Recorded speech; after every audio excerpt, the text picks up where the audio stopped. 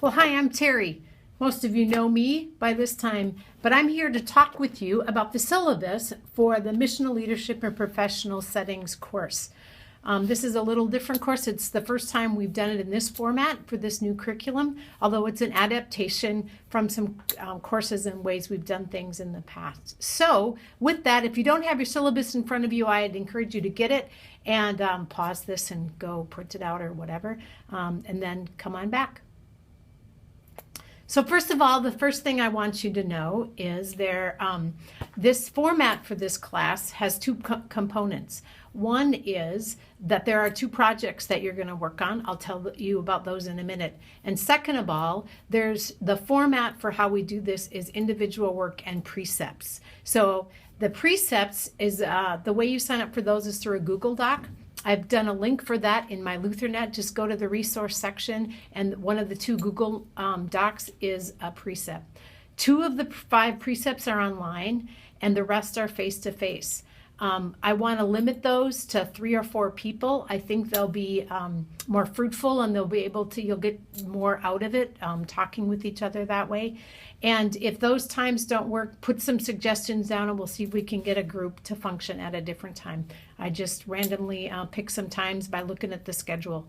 So, and the 2 online ones are clearly there for our DL students, but there are many of you that might be the best way, given your schedule this spring, to be a part of it as well. So those are open to anybody that want to sign up for those. So your number one thing is to sign up for a precept. And if you have any questions, send me an email. The second thing is I want to talk about the 2 projects. If you go to your syllabus on the second page, it talks about these 2 projects. 10% of your grade is in group participation. 90% of your grade is coming from these 2 projects. And so the first one is called a portfolio. Now, some of you have been working with chalk and wire in the portfolio review process. This is using the portfolio in a little bit different way, although we are encouraging to use that same platform. The idea is to get 6 artifacts. Now, some of you know what the artifact is. An artifact is just an example of your work. And so the 6 areas are listed on the 3rd page. They are an annotated bibliography of ministry resources connected to your concentration.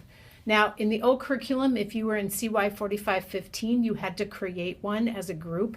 If you were in LD 0510, in the fall of last year, you had to create one as well. So the idea is to take something that has already been started and to build from it, okay? If you look on the A section, so there's the first part of that page, and then you go down, there's more specificity. You need at least 20 resources. Now, you probably can come up with more than 20, so you don't have to limit it to that, but I want you to make it useful for you in whatever your area is. So if you want to add more, you can. Those sources should be cited correctly, making sure you use the Chicago Style Guide. You can go to the library website to find those out. There's also some examples of annotated bibliographies there if you want to look at that. The annotation should be about 100 words, no more. And then here's how I want you to think about it. Have at least 5 theological sources. You're going to be asked throughout the rest of these assignments to come up with what are some of your theological commitments. So for you, some of it, Douglas John Hall was a really important theologian for you, or Dietrich Bonhoeffer. What are 5 theological resources that you would suggest for people in your ministry area to kind of be aware of? So 5 theological, 5 theoretical. So for example, this spring I'm teaching a course on digital resources and digital media. One of the books we're going to read is called Click to Save. It's a great, and there's an accompanying one that has more theory and that is more practice. Those 2 might be examples of things you would want to put on there because they're about helping lead in ministry in this digital age.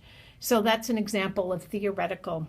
5 practical resources. Maybe this is a confirmation curriculum. Maybe this is something on grief and loss that you would suggest for a support group. Maybe this is leading in change. A book that would be there that could be used by a council or something like that. So 5 theological, 5 theoretical, and 5 practical. And then as you start thinking about your project, I want at least 5 in a specialized area. So maybe you're dealing with eating disorders, 5 that would go into that area. Or maybe you're talking about interim ministry. What are 5 resources that would fit with there? So that's an example of the annotated bibliography. The second is your theological commitments and ecclesiology. Guess what? Those were also things that you had to think about. And so I want, you'll see there, this is an 8 to 10 page paper or some kind of way of articulating that. If you have another way of thinking about that, that would be fine. Where you lay out your 4 or 5 core theological commitments, and then how do they shape your understanding of church? Now, my bias, of course, I would have a missional ecclesiology. My view of church is that we're gathered from the world, called around word and sacrament, and then we're sent out to participate in God's mission in the world. So I would talk about that. How would you talk about church, and how would you connect your understanding of church to your theological commitments? Now, some of you are not going to be in a congregation or working even in a denomination. I think there's a way of understanding church that includes more than just, quote, congregations.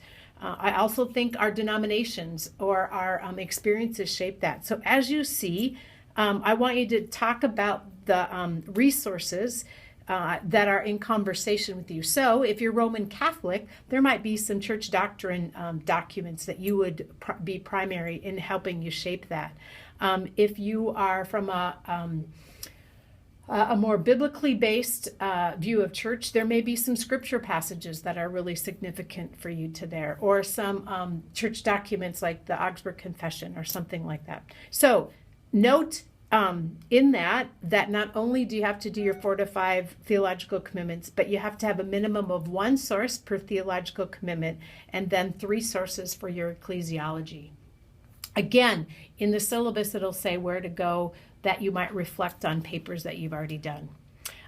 Third is your theology of ministry in your concentration. Each of you had to take a core class that kind of looked at maybe a foundations of pastoral care or something like that. I encourage you to go to look at that, take a paper, take something that you created for that, and refine it.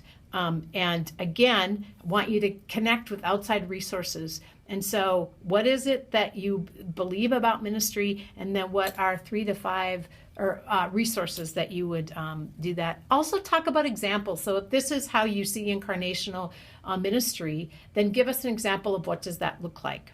That's the third one.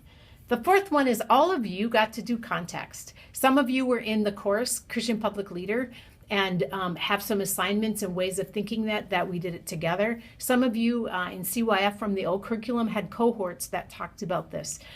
Some of you just did it more informally with the CPE supervisor or something like that. But here is the contextual resource is lift up 1 or maybe 2 resources that you created for context, original thing. Maybe you took some ideas and adapted it, whatever, and used it on the ground. This is a way to showcase what are the resources that you developed. There's some examples of some things there, and the week that you deal with this in your precept, you're also going to reflect on the learning around that. But for the portfolio, you just need a sample. The next one is your theology of leadership and your assessment of yourself as a leader. Again, in Christian Public Leader, you had a chance to do that in some other courses, for example, like Leading Change this fall. You had some tools and some way to look at who you are as a leader. So connect your theological commitments then to how you, and your view of church to how you see leadership. This is a 3 to 5 page paper that should be primarily on your theology with some self-assessment at the end. And again, note some resources that you would put in conversation there. And the last one is we are here at Luther trying to foster lifelong learners. So what are some learning goals that you have as you think about kind of moving forward? So 30% of your grade is around putting together this portfolio. Now remember, I'll say this again, and it says it in the syllabus. These are not to be started from zero. This is to be built on work and integrate work that you have already done throughout